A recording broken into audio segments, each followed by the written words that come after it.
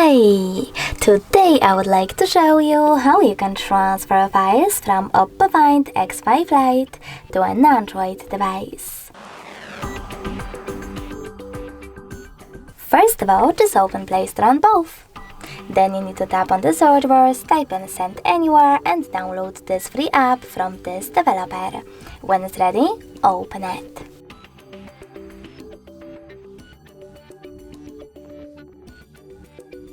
Now, in order to use this app, you need to select I accept, confirm, continue and allow on both smartphones.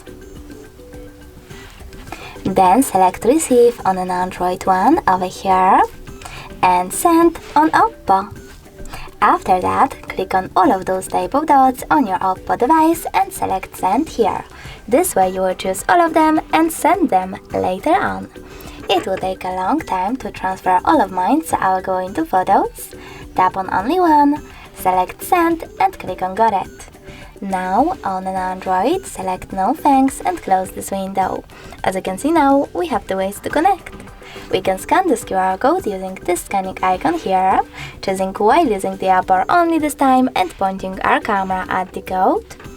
Or we can input this key, over here, and click on Receive.